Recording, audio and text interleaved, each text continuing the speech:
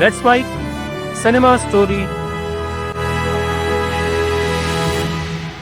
यामी गौतम एक ऐसा नाम जिसे बॉलीवुड ने कभी सीरियसली नहीं लिया। कभी इंडिया के खिलाफ कोई हरकत की, we will arrest each one of them. That list would run into hundreds. No, not hundreds, thousands. एक ऐसी लड़की जिसने कभी बड़े खानदान, बड़े कैंप, बड़े गॉडफादर या करोड़ों की पीआर कैंपेन्स पर भरोसा नहीं किया, और शायद यही वजह है कि इस इंडस्ट्री में उन्हें हमेशा अंडर एस्टिमेट किया गया है। लेकिन कहानी की खूबसूरती यही है, यामी ने कभी किसी की मेहरबानी से अपनी जगह नहीं बनाई। उन्होंने जीती है वो जगह और अपने नाम की है, बिना शोर मचाए, बिना चिल्लाए, बिना सोशल मीडिया ड्रामा के, सिर्फ और सिर्फ काम से। बॉलीवुड की गलियों में जहां स्टारडम का रास्ता नेटवर्किंग, पार्टी और सर्कल से, पीआर मैनेजमेंट से और किस किस के साथ काम किया इन सब से तय होता है, वहां यामी गौतम एक ऐसी कलाकार निकली हैं जिन्होंने कभी शॉर्टकट लिए ही नहीं। उनके पास करोड़ों की पीआर मशीन नहीं थी, वो आईफा के बैक स्टेज में पावर लॉबी का हिस्सा नहीं थी। उन्होंने वो डायरेक्टर्स, प्रोड्यूसर्स, कैंप से उन्हें कोई रास्ता नहीं मिला जो बाकी सारे नेपोकिट्स को मिलता है। उन्होंने ये रास्ता अपने हाथों से बनाया है। यामी ने इन सभी चीज़ों के लिए कभी रोया नहीं है, उन्होंने सर्वाइवल नहीं किया है, उन्होंने साइलेंटली डोमिनेंस स्थापित किया है। लेकिन ये डोमिनेंस एक दिन में नहीं आया है। यामी की शुरुआत लोगों के दिलों में काफी सिंपल थी। टीवी से फिल्में, फेयर एंड लवली वाली क्यूट सी फेस की छवि, Ready? Monday, Tuesday, Wednesday, Thursday, Friday, Saturday, Sunday. सबको लगा कि ये इंडस्ट्री में एक्ट्रेस आएगी, 2-4 साल चमकेगी और फिर फेड हो जाएगी, क्योंकि बॉलीवुड में तो ये आम बात है। यंग एक्ट्रेसेस आती हैं, 1-2 अच्छी फिल्में स्क्रीन पर प्रेजेंस करती हैं, दिखाती हैं, और फिर जब किसी बड़े बैनर, बड़े डायरेक्टर या बड़े प्रोडक्शन हाउस का हाथ उन पर नहीं आता है तो वो निकल कर चली जाती हैं, कहीं खो जाती हैं। सच कहूँ तो यामी को ये सपोर्ट शुरू में नहीं मिला था। उन्हें ग्लैम रोल्स मिले, क्यूट रोल मिले, बड़े बड़े मौके नहीं मिले, वो उन्हें ट्रीटमेंट नहीं दिया गया जो दूसरी एक्ट्रेसेस को बड़े कैंप्स और बड़े सरनेम वाले लोगों को मिलता है। गॉडफादर नहीं है, इसीलिए ऑटोमेटिकली ये सारी चीज़ें भी नहीं मिलती। एक तरफ इंडस्ट्री के बिग नेम्स थे, पब्लिसिटी पर दिन रात करोड़ों रुपए खर्च करने वाली एक्ट्रेसेस थी, पीआर हर हफ्ते ट्रेंडिंग होने वाली, हर फिल्म से पहले ही कंट्रोवर्सीज क्रिएट करने वाली हीरोइंस थी, और दूसरी तरफ यामी थी जो सिर्फ सेट पर जाती थी, अपना काम करती थी और घर आ जाती थी। लेकिन फिर भी चीज़ें बदली और ड्रामेटिक तरीके से बदली। काबिल ने लोगों को एहसास दिलाया कि ये लड़की एक्टिंग कर सकती है। दो नेगेटिव्स पॉजिटिव कैसे हो सकते हैं? अंधेरा अंधेरे को रोशन तो नहीं कर सकता रोहन। पुरी ने बताया कि एक्ट्रेस स्क्रीन पर ट्रुथ और ग्रेविटी भी ला सकती है। बाला ने बताया कि वो सिर्फ सीरियस रोल नहीं करती है, वो कॉमिक टाइमिंग भी अच्छी रखती है। आर्टिकल 370 OMG2 ने स्पष्ट कर दिया कि यामी गौतम छोटे रोल्स वाली एक्ट्रेसेस नहीं रही। अब वो फिल्में उठाकर चलाने वाली कलाकार बन चुकी है। और फिर आती है हक, वो जिसने गेम पलट कर रख दिया। एक सांस में 3 बार तलाक लेना कैसे सही हो सकता है सर? इन्होंने कुरान पढ़ा ही नहीं है और शरीयत शरीयत बोल रहे। हक सिर्फ फिल्म नहीं थी, यामी का डिक्लेरेशन था, इंडस्ट्री को नहीं ऑडियंस को, क्योंकि यामी हमेशा ऑडियंस की एक्ट्रेस रही हैं।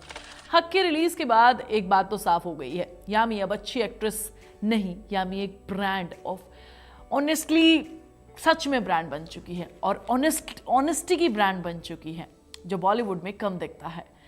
सबसे बड़ा सवाल यहाँ पर मेरे लिए खड़ा हो जाता है, जब इस इंडस्ट्री में ग्लैमर, बड़े कैंप्स वाली कंट्रोवर्सीज और पीआर सब कुछ है, तो एक ऐसी एक्ट्रेस जो इनमें से किसी गेम में शामिल नहीं थी, वो आगे कैसे आकर खड़ी हो गई। यही यामी का साइलेंट रेवोल्यूशन शुरू होता है, क्योंकि बॉलीवुड एक चीज कभी डाइजेस्ट नहीं कर सकता।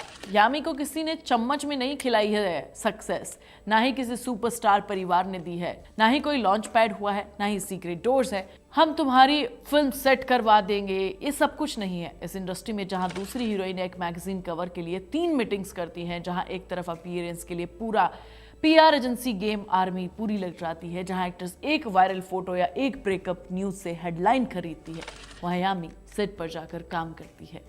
बस नो गॉसिप, नो फालतू का ड्रामा, पीआर स्टंट। यही वजह है कि ऑडियंस के दिल में, यानी कि मेरे दिल में, उनके लिए एक रिस्पेक्ट है। लेकिन एक बात और है, बॉलीवुड ने सिर्फ उन्हें इग्नोर नहीं किया है, बॉलीवुड ने उन्हें अंडर एस्टिमेट किया है, और ऑडियंस ने भी। ऑडियंस कभी इतनी बड़ी गलती नहीं करती है। आर्टिकल 370 के बाद थिएटर्स में सिर्फ यामी की परफॉर्मेंस की जगह की बात हुई।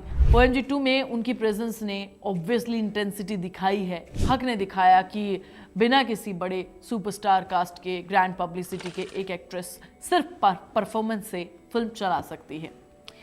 थोड़ा कड़वा है लेकिन सच है। कुछ हीरोइन खोखले स्टारडम में फंसी रहती हैं, जबकि यामी रिस्पेक्ट कमाने में लगी हुई है। स्टारडम एक दिन टूट सकता है, रिस्पेक्ट नहीं टूटते। यही डिफरेंस है यामी को जो अलग खड़ा करता है बाकी सारी एक्ट्रेसेस से। ये कहानी एक ऐसी एक्ट्रेस की है जिसने सब कुछ अपने दम पर किया है, चुपचाप, बॉलीवुड के बिना सपोर्ट के। बॉलीवुड सपोर्ट क्यों नहीं देता है? ऑडियंस दे रही है तो जरूरत भी नहीं है। मुझे लगता है ऑडियंस ही असली पावर है। यामी गौतम की अगर तुम फैन हो तो मुझे कमेंट करके जरूर बताओ कि तुम्हारा इस बारे में क्या कहना है। मैं तुम्हें नेक्स्ट वीडियो में मिलूंगी, तब तक तुम चैनल को सब्सक्राइब कर लेना, वीडियो को लाइक और शेयर कर लेना और प्लीज बेल आइकन दबाना बिल्कुल मत भूलना।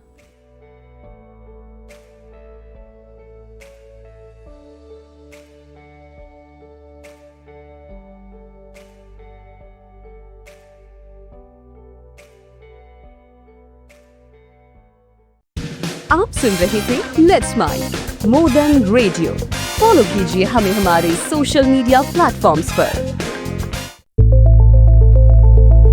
It's time for news. It's time for more than radio. Presenting the first radio news app let's mic. Let's Mic, a news-based app on your phone where you get to watch and listen news, talk shows, interviews, radio show podcasts. On Let's Mic, you get all relevant information of TV, print, radio, podcast, and digital. Let's Mic talks about every segment of life.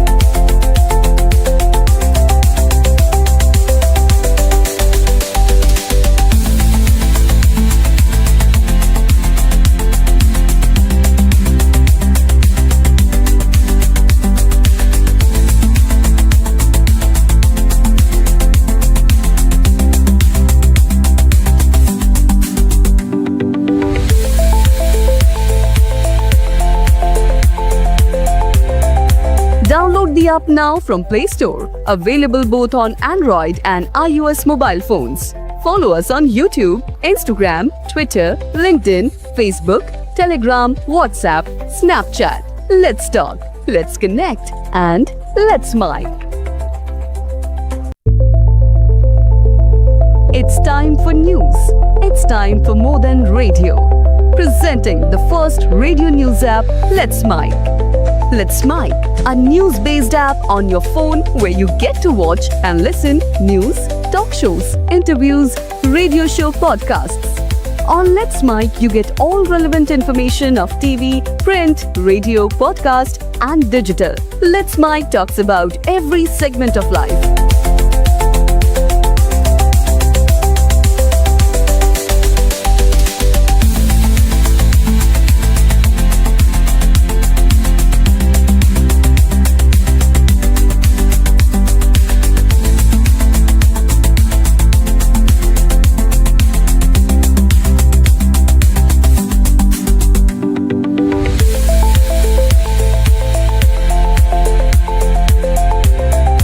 Download the app now from Play Store. Available both on Android and iOS mobile phones.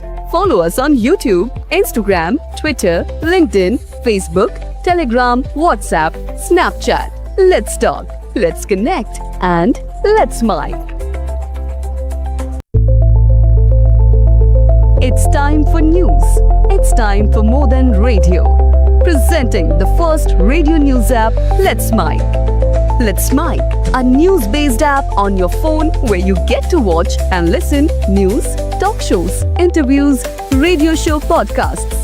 On Let's Mic, you get all relevant information of TV, print, radio, podcast, and digital. Let's Mic talks about every segment of life.